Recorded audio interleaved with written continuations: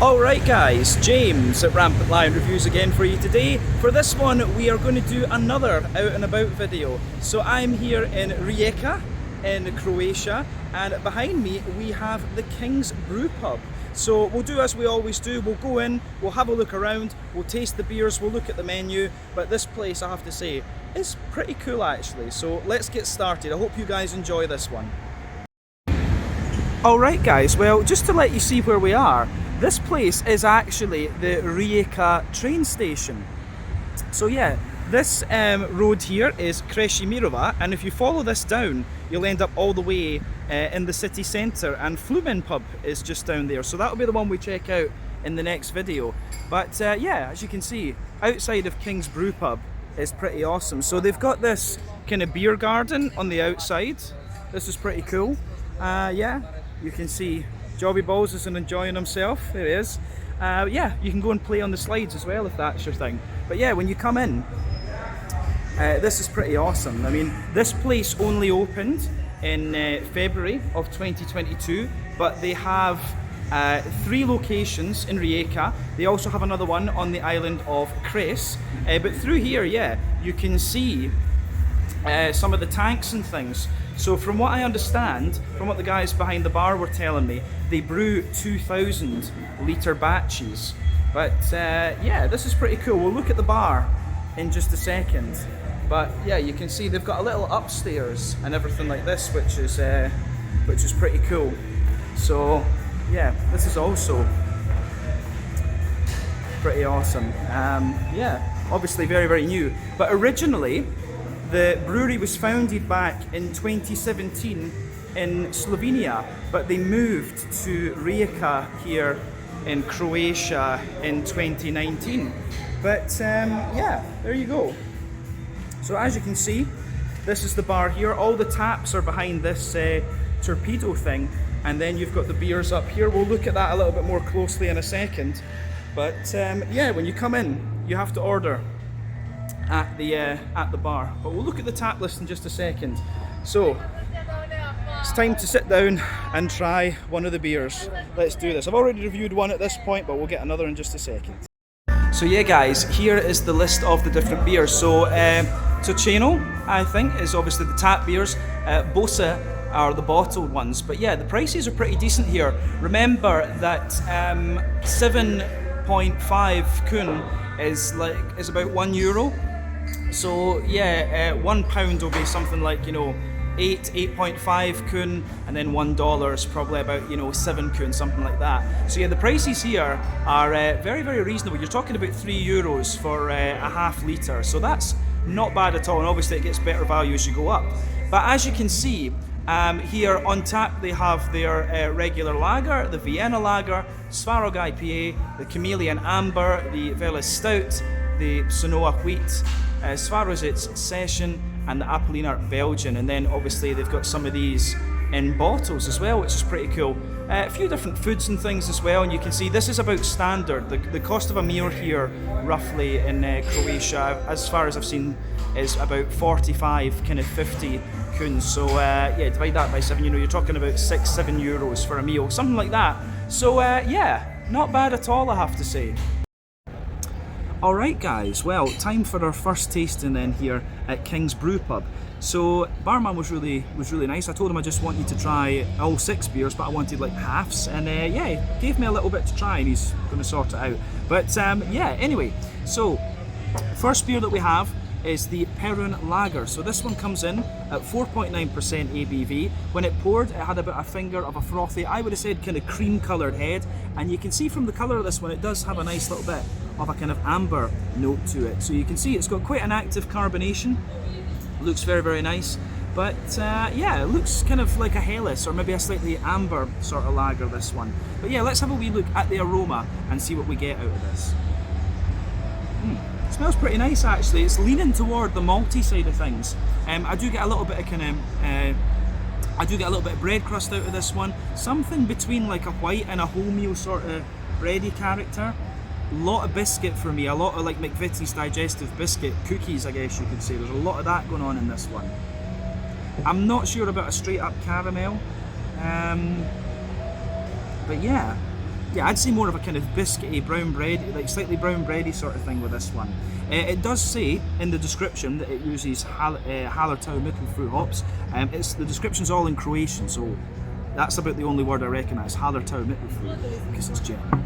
So yeah, but the hoppy side of things, little light earthiness, wee touch of floral character, smooth grassy notes.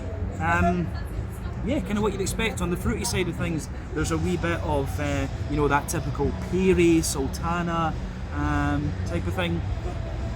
You know, it smells nice, this one. I think this is going to be like this is going to be a sort of Helles. I think this is going to be some kind of like Helles amber sort of lager. So yeah, let's have a taste of this one then and see how we go. This is the Perrin Lager, 4.9% ABV. My first beer here at King's Brewpub, Slange Sveli.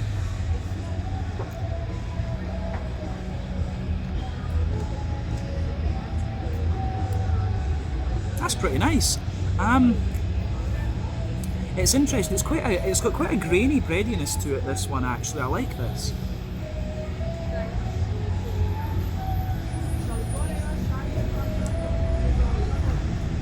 Yeah.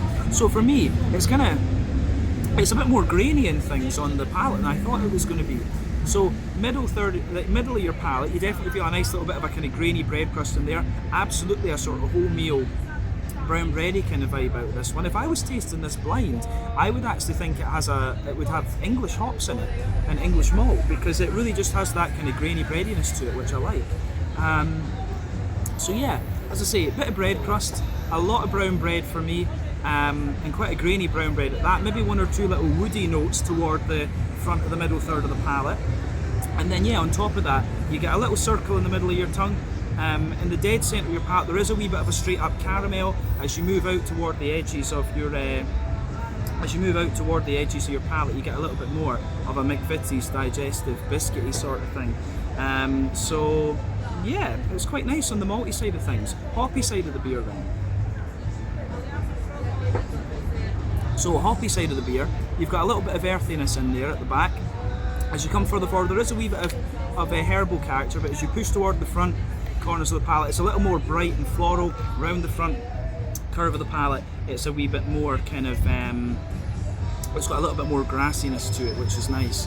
But yeah, on the fruity side of things, it's what you'd expect. Underneath that front third of your palate, a little bit of a smooth bready character, and on top you've got a little bit of a kind of sultana type note, a little bit of a kind of oily pear, stuff like that. It gets a little bit drier the further you go into the aftertaste as well. But yeah, I like how this one goes together actually. This is quite a nice straight up lager, but it's one of the more oily lagers that I've come across. So to round off this one with the mouthfeel, I'd say that this beer is quite, yeah, for me, it's quite heavy for a lager actually. It's kind of bottom end of mid-bodied for me. Carbonation's quite smooth. It actually feels a bit more like an ale in its mouthfeel, to be honest with you. IBUs, I think it's maybe about 15, maybe 20 IBUs, something like that. You do get a bit of dryness and stuff from the malt base too, but malt base is quite smooth, a little bit of sweetness in there, and then yeah, you've got that little bit of fruity character too. Overall, that's quite a nice introduction to King's Brewpub. So yeah, this is the Perrin Lager, 4.9% ABV, I think a sort of amber lager, this one. But let's leave it at that for this one, and we'll go on to the other beers. Cheers. Alright guys, so let's take a wee look at the menu for this one. So it says King's Cafe, but like I said to you, this one is the King's Brewpub. So, yeah, I'm quite thankful that it's in English and Croatian, because, you know, if I try and pronounce this like, Uzluživanje ne Shanku, that's probably completely wrong. So yeah, we'll stick to the English for this. But yeah, order your stuff at the bar.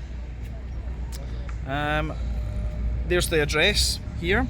The King's Brewpub Kolodvor in Rijeka. But yeah, as you can see, you can get little, oh, the wind's catching it. You get these little potato things here, so we'll try some of those a little bit later on. These are quite nice. Tripe snack, you don't see this very often. But remember guys, €1 is about 7.5 kun. So yeah, £1 is probably about 8 kun, something like that, and $1 will be like 7 kun, just for those of you watching in different parts of the world. But yeah, these look pretty cool. So yeah, you can get all of these sort of things here.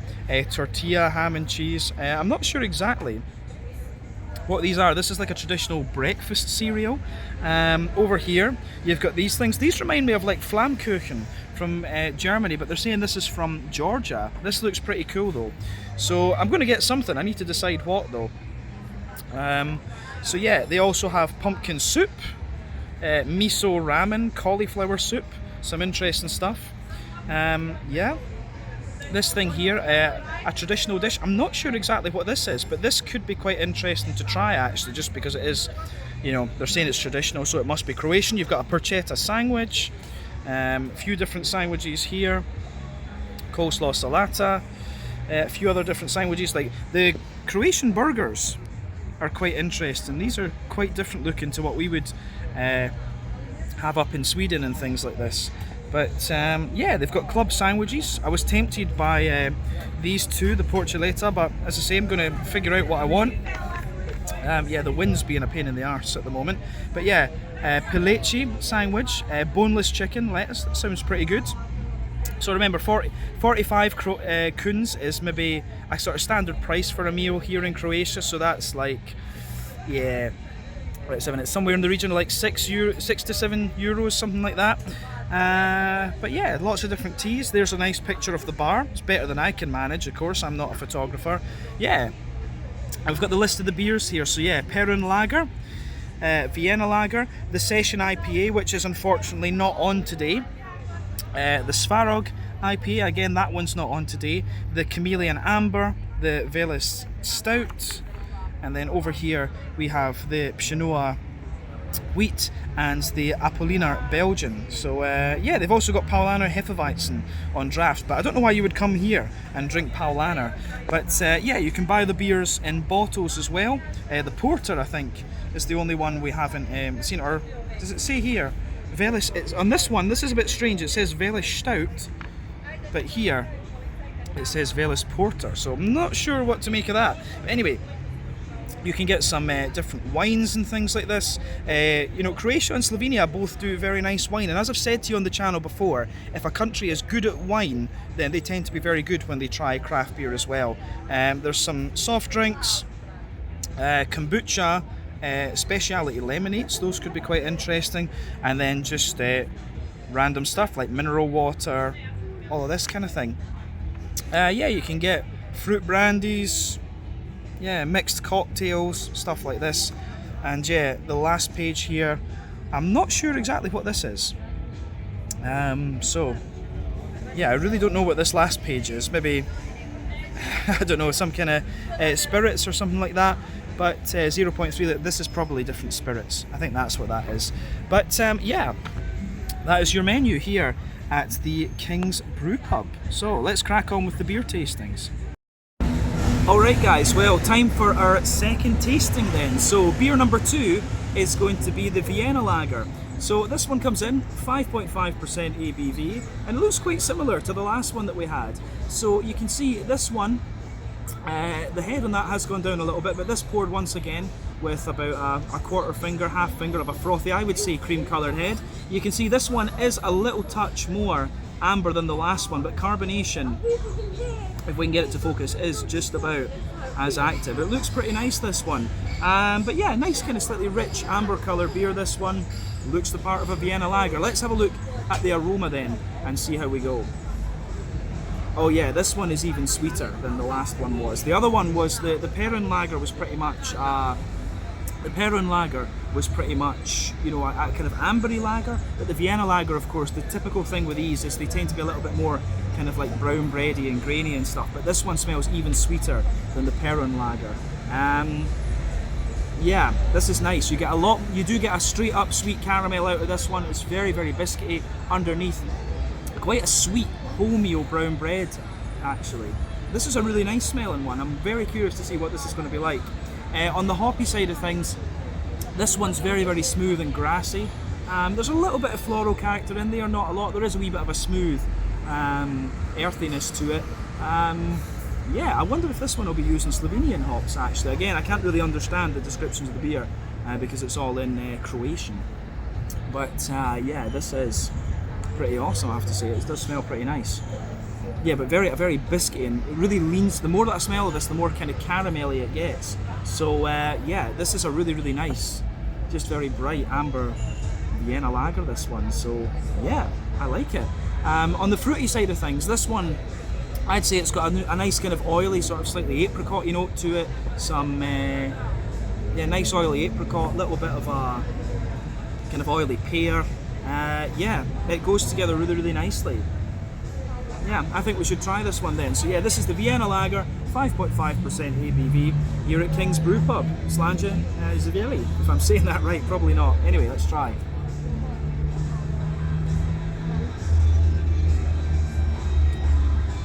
Oh yeah, that's really nice. That's even smoother than the other one. This one's a lot smoother. Yeah. Smells lovely, this. You could easily drink a good few of these. Ryan had one of these beers, but yeah, this one's even smoother than the Perun Lager was. If I remember right, in Poland there's a brewery called Brewpub Kolodvor, and it's named after one of the Slavic gods, which are actually quite similar to the Nordic gods. So maybe that's what it's named after. But yeah, this is a lovely Vienna Lager. I really like this one. It's a lot smoother than the ones that I've had brewed in the Vienna area. But this is nice. It is a little bit more, to me this reminds me a little bit more of some of the Czech late sack beers, the Czech amber lagers actually. But as I say, very nice. So backbone of this beer, lovely smooth, little bit of bread crust. You do get a bit of dryness to the aftertaste. There's one or two little woody flavours in there, but on top of that you get a nice dense wholemeal brown bread, and it's actually quite a sweet bread. On top of that, there's a good little bit of like sort of biscuity, cookie kind of flavours. And it's like in the very centre of your palate where you're getting the boozy notes out of this one, it does have a wee bit of a sort of it's a little bit more of a kind of honey type flavour that you get out of this one, which is interesting. It's quite if it was caramel, it would be a very light caramel. As I say, a little bit of a honey sort of toffee thing out of this one. So that's quite interesting too. So yeah, I don't think there's anything else we need to say about the malty side of the beer. On the hoppy side of things, back corners of the palate, you've got a little bit of earthiness in there, but very smooth. As you come further forward, it's a little bit more floral. Around the front curve of the tongue, it's a little bit lighter and grassy for sure. It's got a wee bit of a kind of grassy, sort of zesty character to it. So I quite like that, yeah. On the fruity side of things, the fruity side of this one is a little bit more oily, which I like. The base of that front third of your palate is a little bit more kind of bready and bread crusty, but yeah, a bit of an oily, as I say, you've got a little bit of a kind of oily sultana type note to this one, definitely some oily pears. I feel I'm saying the same stuff as we had with the Perun, but this beer is a lot smoother actually. I think that's fair to say. So yeah, for me, a bit of that sultana and lovely oily pear, little touch of like a dried apricot kind of thing. Maybe a wee bit of an appley note on the very front tip of the palate. But yeah, that's a nice Vienna Lager, but one of the smoother ones I've come across, the ones I've had brewed in Vienna, have been a little bit more grainy in their bready character, sometimes a little bit more toasty in their brown sugary notes as well. So yeah, this one does actually remind me a little bit more of like a Czech Letzak, like a Czech amber lager, but still a very nice beer, this one. So yeah, that was the Vienna Lager at 5.5% ABV. Mouthfeel wise, I would say this one, top end, it's actually, I think this one isn't quite as heavy as the Perun was, which is interesting because it's higher in alcohol, of course. But yeah, this one's top end of light bodied, smooth carbonation, a little bit of an oily mouthfeel to it. IBUs I think are a standard sort of, 15, 20.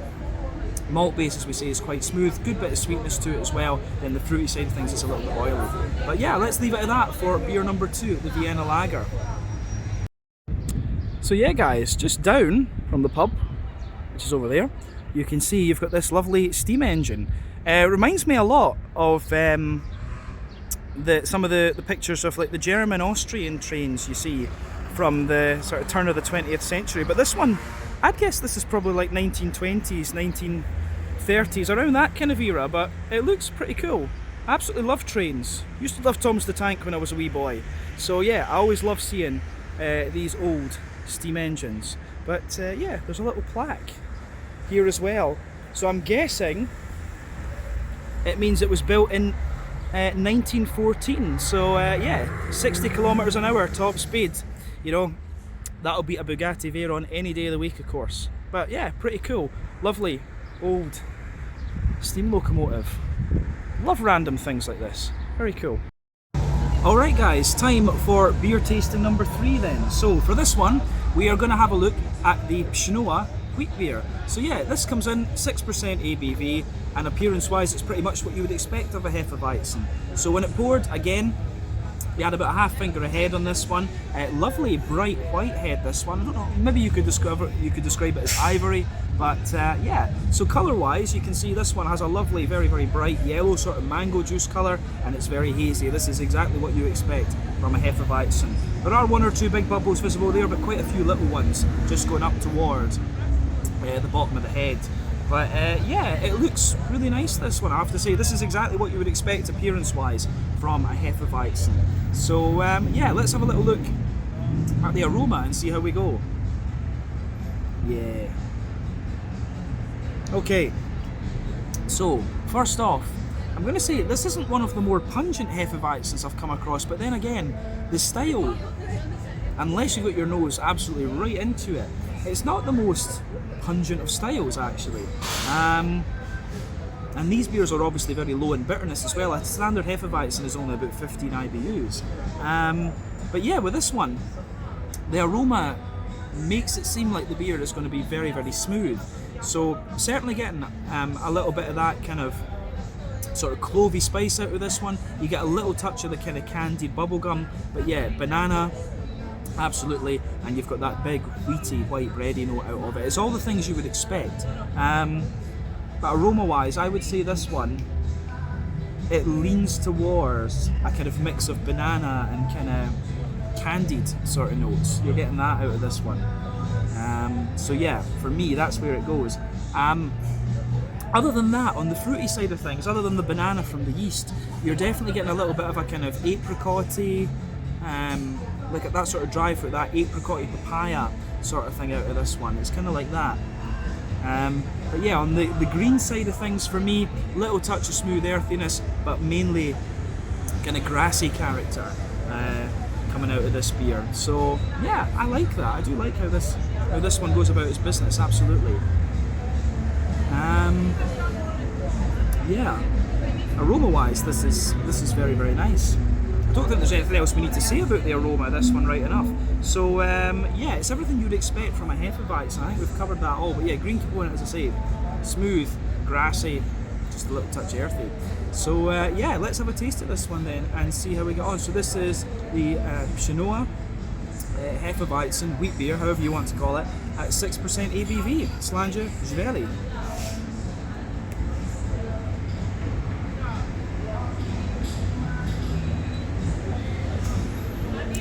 Yeah, it's quite nice. It's actually quite creamy in its mouthfeel.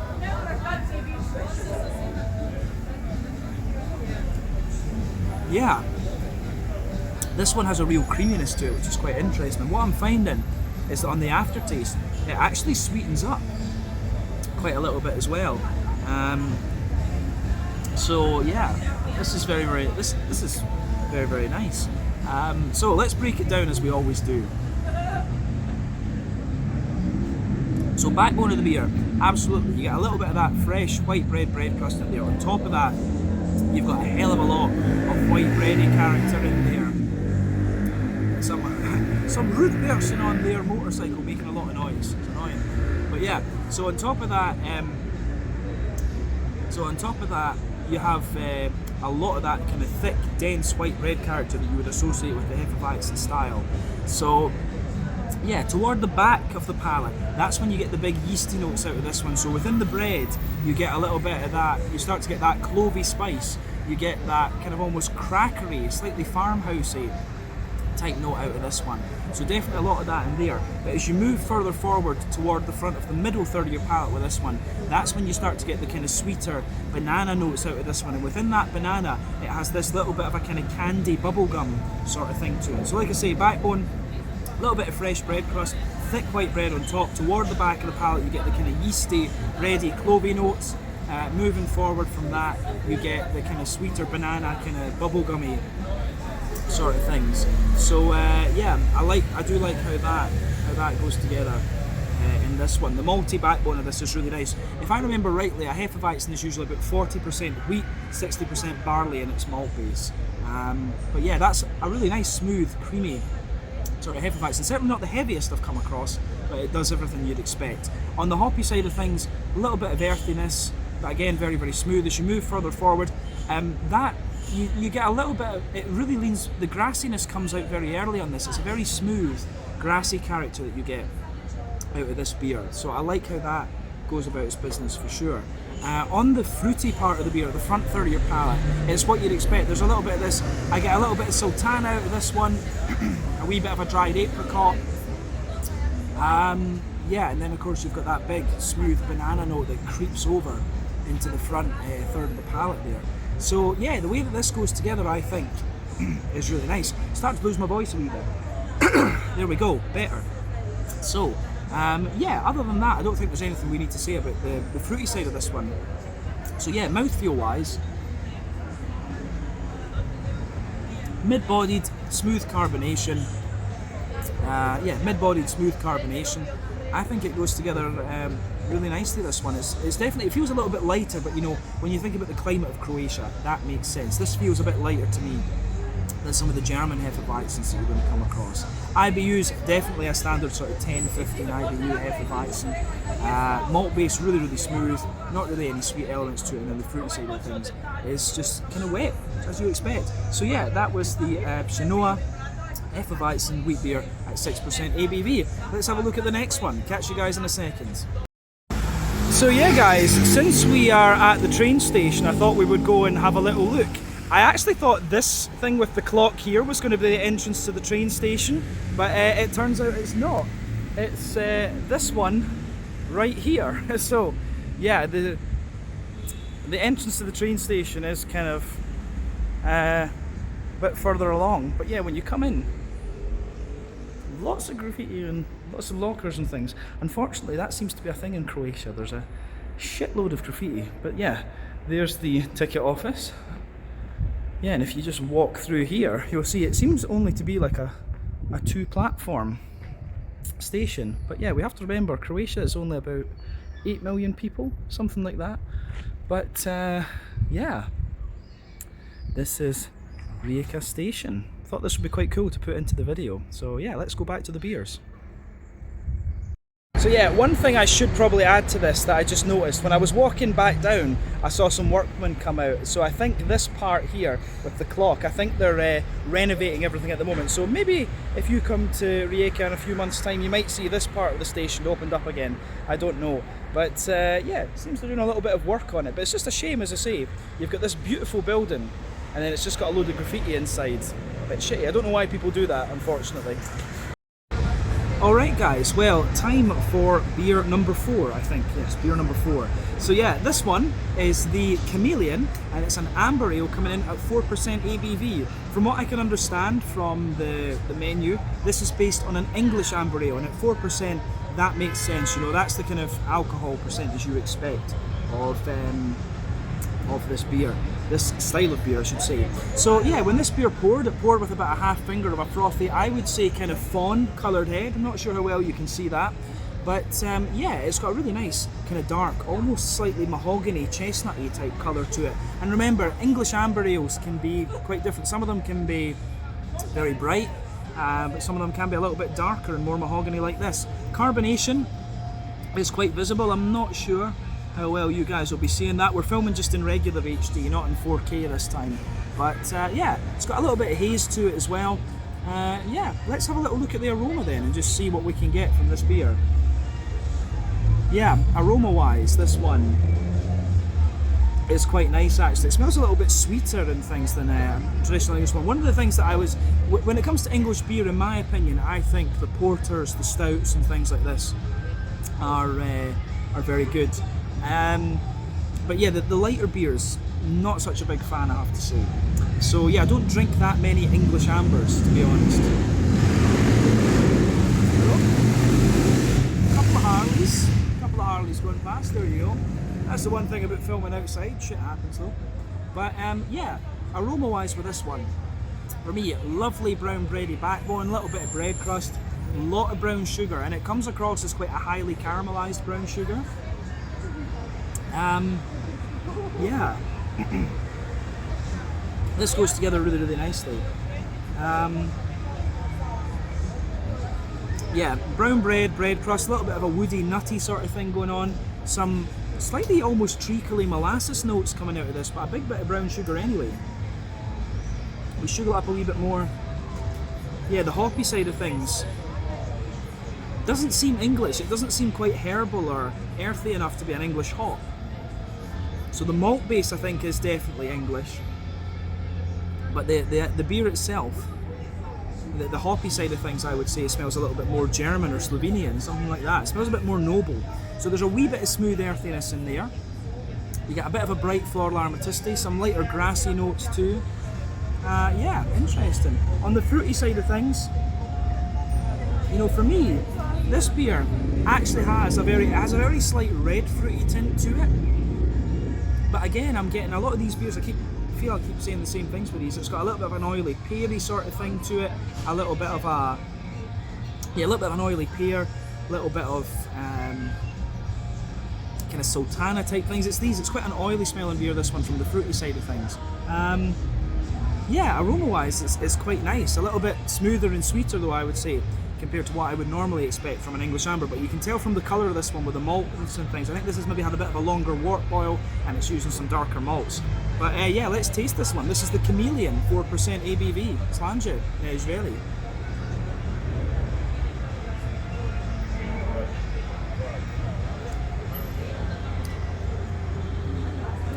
Oh yeah, definitely English amber ale, this one. You get the graininess out of this, you get the kind of earthy herbal hops.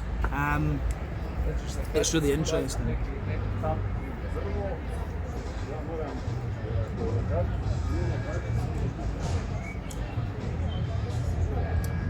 Yeah.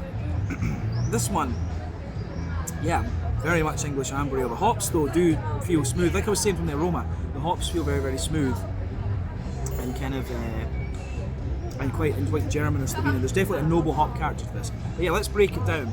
Backbone of the beer, a little bit of bread crust, absolutely a little bit of kind of brown bread crust, a lot of a kind of very grainy brown bread sitting on top of that, one or two little woody flavours toward the front of that middle third of your palate. Not so much in the way of brown sugar, so that's quite interesting. Wouldn't be surprised if that had a little bit of rye malt or something in it, to be honest with you. But yeah, 4%, you wouldn't expect so much in the way of brown sugary notes from it, in fairness, but from the colour I thought maybe. But yeah, this is very much brown bread crust, a little bit of a woody kind of thing to it. Teeny tiny little bit of biscuit, something like that, but no, this is more a bready beer. On the hoppy side of things, I think when I let the flavour progress a little bit, there might be a mix of like English and German hop in this. There's a wee bit of earthiness in there when you come further. It almost has a little bit of that ashy character. Maybe there's a bit of like East Kent Goldings or maybe Fugel in this one, English Fugel hop. But as you come further forward, it's a little bit herbal, a little bit floral. Around the front curve of the tongue, it's got a bit of a smooth grassiness to it. You know, it is quite English in its character in that sense. Yeah. On the fruity side of things, the front third of your palate, brown bread in the base. There's not much in the way of fruitiness to this one. It's got a little bit of sharpness almost when you take it in. So there's a little bit of sharpness to the fruit. Can't place that. What is that?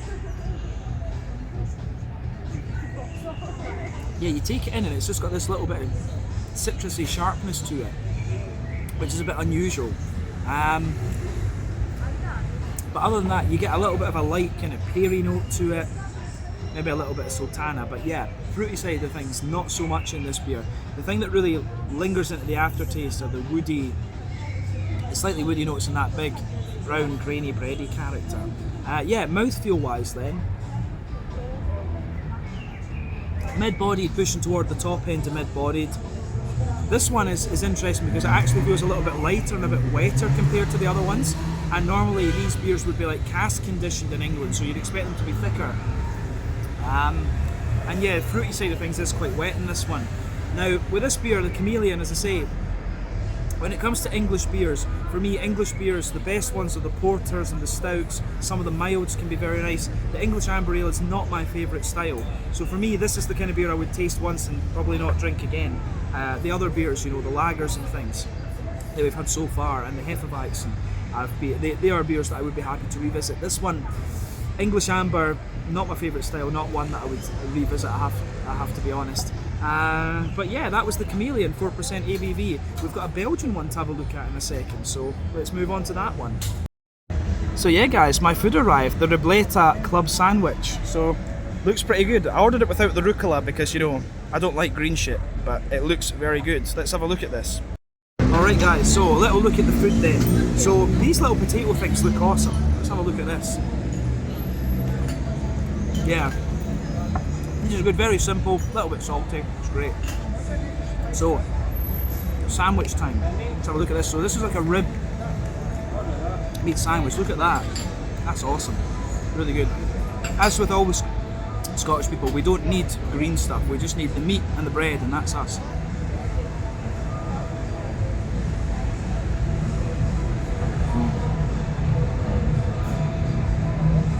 That is very good. Meat's nice and juicy. Sauce is good. Nice and sweet barbecue sauce. I'm happy with that. So yeah, the food is very good too. This was 49 kun, so this is like €7. Definitely cheaper than Swedish prices, so I'm happy with that. But yeah, check out the food if you get the chance, it's pretty awesome. Catch you guys in a second. Alright guys, well, time for our penultimate, second last beer tasting here at King's Brewpub. So for the second last beer, we have one that I think will be very interesting. This is called Apolliner. Comes in at 6.7% ABV, and they're describing it as a Belgian ale, but from what I can decipher from the Croatian, this is a Belgian ale brewed in the Scotch ale style. Now remember, during the First World War, there were many Scottish soldiers based in the sort of Ypres area, so that was the last part of Belgium that wasn't occupied by the Germans. Oh, my sandwich just arrived. Fala, thank you. Yeah, so as I say, many Scottish soldiers based in the Ypres area in Belgium, and they made friends with the local Belgians, and that's how this kind of Belgian type Scotch ale came around. But yeah, 6.7% ABV, this one, it looks nice. As you can see, the head on this beer, it poured with about a half finger, and it's kind of a fawn coloured head. Colour wise, this beer is quite rich and amber. Maybe I would describe it as like a light mahogany sort of thing. One or two big bubbles sticking towards the bottom, but again, it's got quite active carbonation, as you can see. Yeah, you get a whole range of colours with these Belgian type Scotch ales, but this is very, very nice for sure. Looks the part. Yeah, certainly kind of similar to a West Coast IPA in a lot of ways. But yeah, let's have a look at the aroma of this one and see what we get. That's right up my street, I love it. I always get very excited when you try Scotch ales in different countries. You can't, you know, trying your native beer style in different places is awesome. The most unusual one I've had so far, I think, was a Chilean brewed Scotch ale. I've had them in Japan as well. But yeah, aroma wise, this is really nice. You smell that big Belgian yeasty character in there, but there's a lot of honey and brown sugar on top of it, and just a little bit of red fruit. It's what you want from the style. So yeah, little bit of bread crust, as I say, some lovely kind of brown bready notes. Yeah, lovely big brown bready notes in this one. You do get a little bit of that kind of, you get a little hint of that kind of doughy banana-y sort of thing that you get from the Belgian yeast. But yeah, bread crust, lots of kind of sweet wholemeal brown bread, wee bit of a, there is a little bit of a slightly woody and nutty character to this one. Quite often you get that with more kind of brown sugary Belgian beers. And on top of that, definitely honey, a little bit of McVitie's digestive biscuit sort of thing. I don't know if, I'd maybe say toffee, I don't know if I'd go straight up sweet caramel in this one. It's a very light brown sugar that you're getting out of this, but I've noticed that in a couple of the beers actually, here at King's Brewpub. Yeah, this is really nice. Aroma-wise, this is good. On the hoppy side of things, a little bit earthy, a little bit herbal, wee touch of floral note, but I think the green component really leans toward a more sort of grassy type thing. Yeah, on the fruity side of this beer, some sultana type notes, you know, dry white green grapes, a little bit of pear, but you do get that little bit of red fruit in this one. that is essential for a Scotch ale. You know, even with the Belgian Scotch ales, you get that. It does smell a little bit. It does smell a little bit English, so I do wonder maybe they're using a little bit of Bramling's Cross in this, and that's a very good English hop that's good for the old barley wines, the Scotch ales, and stuff like this. Yeah, it smells very nice, this one. I think we've said all we need to about the aroma. Let's have a taste of it then. So yeah, Appeliner Belgian Scotch ale, 6.7% here at King's Brewpub, Slange, Skål, Chiveli. Yeah.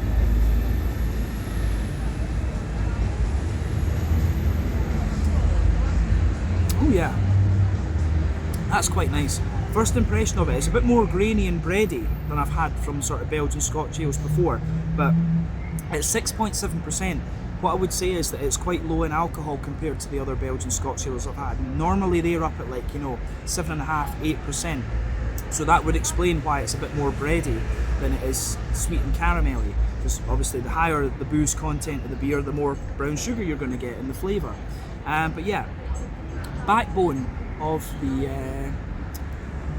beer, a bit of that kind of dry bread crusty sort of thing toward the middle, the front of the middle third of your palate. There's a few woody notes in there. It's got a bit of nuttiness on top of that, but a lovely smooth, quite dense brown bready, wholemeal sort of bready kind of thing. I like this. I do like this. On top of that, you get a kind of oily sort of, very slightly treacly sort of thing. In the dead centre of your palate, there's a bit of an oily treacle. Outside of that, it gets a bit sweeter and caramelly. The brown sugars are a bit bigger, if you like, a bit thicker than the aroma would have you believe. I was getting a lot of toffee and caramel, a lot of toffee and kind of honey out of the aroma, but it's definitely a straight up caramel, a little bit of a treacly sort of thing. But as you move out toward the edge of the palate in the middle third of your tongue, absolutely it's more kind of biscuit and cookie like. Yeah, it's a nice beer, this one, as I say, for a Belgian Scotch ale though. More bready leaning than the other ones I've had, but I think that's because of the lower alcohol content. Hoppy side of things then. Back corners of the palate, it's a wee bit earthy, as we say. As you come further forward, it's a little bit herbal, but as you move towards the front corners of the palate, a little bit of floral note, but around the front curve of the tongue, a sort of oily, grassy thing with the beer. But front third of the palate then. Yeah, a little bit of bread underneath, but on top of that, some nice fruits in there, and you've got a mix of, like, at the back you've got a wee bit of an oily sultana, dried white green grape, a little bit of pear, but then as you come further forward you do get a little bit of this kind of figgy sort of thing. You need to have, for it to be a Scotch ale, you need a bit of red fruit, and you get that out of this one. My cousin's looking at me very interested with this one. He loves trying Scotch ales in different places too, so he'll be wanting a taste of this once I'm done. But yeah, this is nice. As I say, if we compare this to the Scottish brewed Scotch ales, because remember we have the shilling scale. As you go up the alcohol scale, you know, you go from 30 shilling all the way up to 90 shilling. You can even get 160s. For me, flavour wise, this beer is somewhere in the region of like a 60 or 70 shilling. But you maybe, I think more of the 60 because of the breadiness. The 70 might have a little bit more kind of brown sugar in this than this one, but we have to remember it's a Belgian beer as well, so it's going to be a Belgian Scotch ale, so it's going to be more yeasty and bready. That's another explanation here. But pardon me, a bit dry in the throat today. But yeah, a little bit of mouthfeel wise, losing my train of thought. Mouthfeel then. This beer, top end to mid-bodied, carbonation is very smooth, quite oily in its mouthfeel overall. IBUs, it's like 20 IBUs, something like that. That's kind of standard, maybe a bit more, maybe 25. Malt base, as we say, a bit dry, very smooth though, a little bit sweet, and on the fruity side of things it's a little bit more kind of oily and stuff too. But yeah, that is your second last beer tasting here at King's Brewpub, the Appeliner Belgian. We're going to go to the dark end of the scale for our last one, so catch you guys in just a second.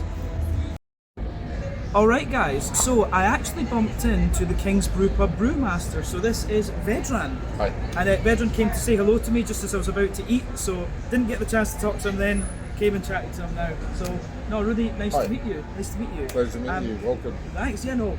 Guys, this place is really cool, so come and visit. But how long have you been brewing here?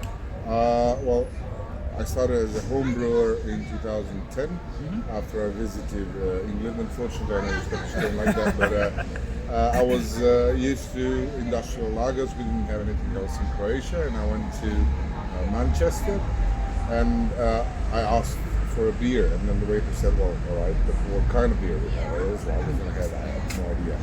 So he brought me a cask ale. It was Old Speckled Hen. Oh, right. And it was amazing. It was warm. It was barely fizzy, but it was wow, what the fuck. And then I started homebrewing. In 2013, we opened the first King's Cafe. And we started offering craft beer, which Croatia had none at the moment. With the idea that once down the road we start brewing our own, which is a really expensive endeavor to open a brewery. In 2017, we started brewing our own recipes in Slovenia, in a craft brewery as a gypsy brewer. In 2019, right before COVID, we started brewing our own beer here in Rijeka. And now in 2022, we relocated here on the train station, which is our main brewery right now. Oh, nice. So how much roughly do you produce a year, or will you be able to At the moment, we are very small. We do around maybe 200,000 liters a year. Oh, okay, nice. So, out of the beers, I've tried 5 so far. What is Which your ones do you have? Perun, Okay. Vienna Lager, Okay. the Amber, Okay. I forget the name, the Belgian Scotch. Apollinaire. Yeah, Apollinaire, And now the the English. stout. Oh yeah, now the stout. Yes, we're going to have the stout in a minute. Alright. Which is your favourite one? Well, I actually prefer the stout. Oh, okay. Stout is rarely unknown here in Croatia, because especially in Night Shop Road. It was very challenging to recreate a proper stout and not copy units or something like that. But I believe we've done well. It's one of our most popular beers. And that's definitely my favorite. It's very low on alcohol, shitloads, and still feel well enough to go home on your own. That's the key thing. That's the key thing. If you had to pick your favourite craft beer style, and then maybe your favourite craft beer or your favourite 2 or 3 craft beers. Yeah, that's difficult. There's a lot of craft breweries. Most of them do at least some amazing beer. I can talk about my role models, which would be mostly American breweries, because they took English or UK brewing styles and upgraded and made them more modern. Our IPA is an English IPA, not an American IPA. However, I'd say my favorite style would be stout, then imperial stout, double IPA or imperial IPA, and then I will go down to some session beer like our red ale, which was done especially to cater my own taste. It's very caramelly, it's very sweet, and very low in alcohol. I think you've had it. Oh yeah, the stout's the last one I think we're going to try. But yeah, so maybe one last question that's just come to mind. When it comes to Croatian beer, we're most likely to come across Nova Runda, Garden Brewery. These are the two that really make it outside of Croatia. What other breweries would you say to watch out for as a Croatian brewmaster? Well, the first important brewery in Croatia, craft brewery, was Medvedka from Zagreb, which is not really craft brewery. They do classic styles. We do more classic styles than playful. Nova Runda is the playful one. They do only hardcore craft beer, which is amazing.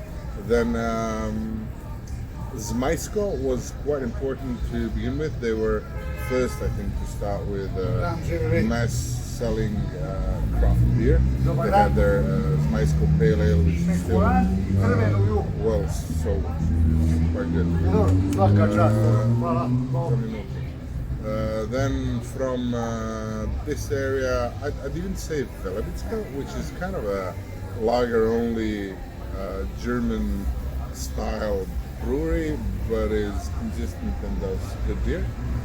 And then down south, I would suggest Mascaron, which is an amazing small brewery, and Dubrovnik Beer Factory, which would be my kind of preferred brewers in that. I mean, I've met those people, but I like what they're doing. But there's a lot of small breweries all around. In Rijeka, we now have, finally, we have other breweries than ourselves. There's Morčić, small brewery from Svana, that part of the county.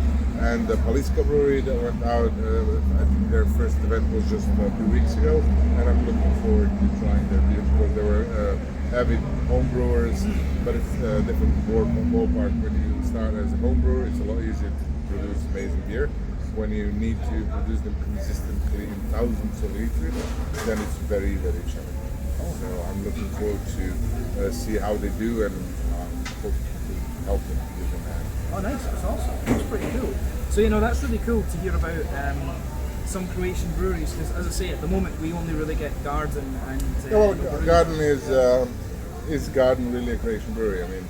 It's English guy. Yeah, it's an English guy that's producing in Croatia. However, he is well funded and has amazing new production facility. It is very craft brewery. I'm not saying it's not, but I'm not counting it as a really Croatian craft brewery. It's an amazing craft brewery from Croatia at the moment.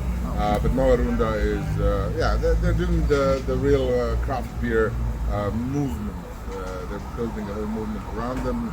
And they're doing a very important part of the job.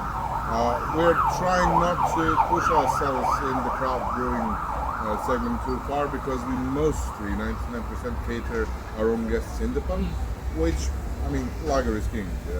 More than 50% of our sales is Perun lager, which is a beer that tastes like beer. It's a bit more, it was particularly crafted to be a specific lager, but still a lager. See, I kind of, when I was trying that one, I thought it was kind of like, it reminded me of like a Czech late sack, like an amber lager. It kind of reminded me most of that. But, it is. It started as a Helles, but then I redesigned it to cater a bit more broad area. We are used to a certain kind of beer here in Croatia, and I needed to offer that to my customers, but with a twist, so it's a bit more robust. It has a lot of German hops in it. You can taste the Mittelfrucht, but it's still a gentle lager. And that was really difficult to produce a beer that's a generic lager, but still with its own signature. Awesome. Yeah, I did. I liked it. I think probably out of the beers I've tried so far, I think the Vienna Lager I really liked, and the Belgian I like that, but I'm a bit biased with that one. Belgian Scotch Ale. It is. It's a mix between a wee heavy and a double, because it was designed to fill a gap in a logical segment, because we have white wines here in this area, but we don't have any red wine. So Apolinar was designed to be at the table instead of red wine, and it tastes a lot in the Cabernet style. If you compared it to a wine, it should go there.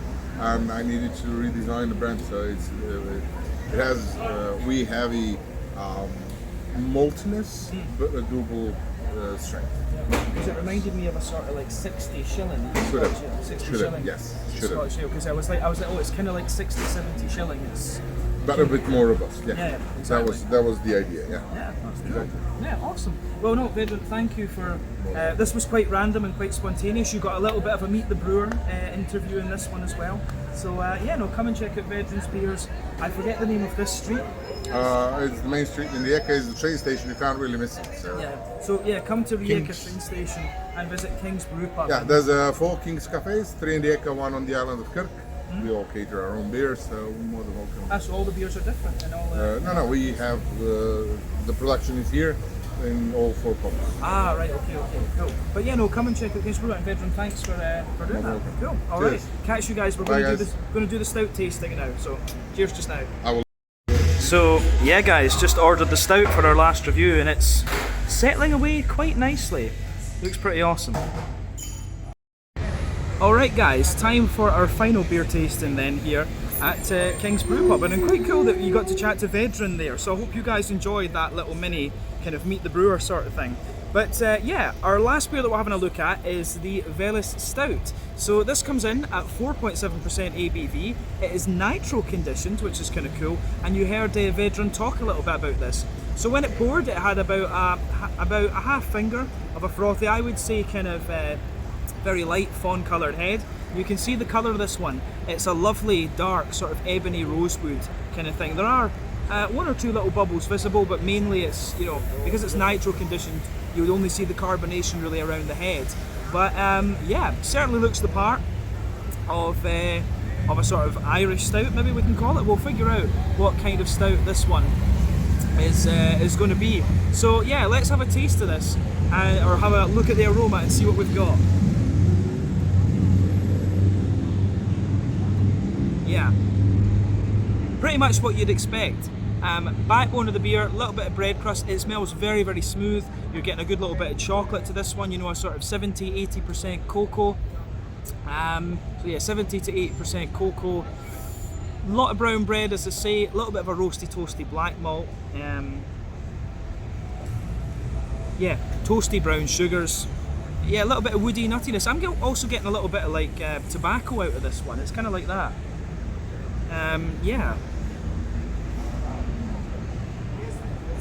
Yeah, it's kind of like that. So this is a very kind of roasty, toasty kind of robust type stout. I really like how that goes together. On the hoppy side of things, there's a wee bit of earthiness, there's a little bit of floral character, and you're also getting some really nice kind of grassiness out of it too. There's a little bit of fruity note, maybe a wee bit of a kind of figgy note, a little bit of an oily fig, a little bit of a kind of sharper raisiny note to it. But yeah, I like how this beer goes together. The aroma is very nice. So let's have a taste of this one then. So this one is the Veles Stout, 4.7% ABV, our final beer here at King's Brewpub, Slanja Zveli.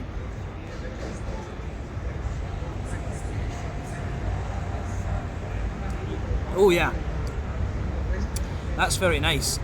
It's kind of what I expected. I'll say straight away, it's very smooth, but it's lighter in the body. And you know, you get this in warmer countries. The beers are a bit lighter so that you can drink them. So yeah, this is pretty nice. Very smooth stout. Got enough roasty toasties to it. It's got a bit of sweetness in there, a bit of fruitiness, a bit of hoppy character. It's got everything you would want. So middle third of the palate, absolutely. You get that roasty toasty, well-fired backbone to the beer. That goes together really nicely. On top of that, absolutely, some brown bread in there, some bread crust. I really like that for sure. In the middle of the palate, you get a little kind of circle there, and you can feel the backbone of the little circle is like a sort of McVitie's digestive biscuit, but it's also got a bit of a really toasty, roasty, toasty brown sugar. So that's interesting too, for sure.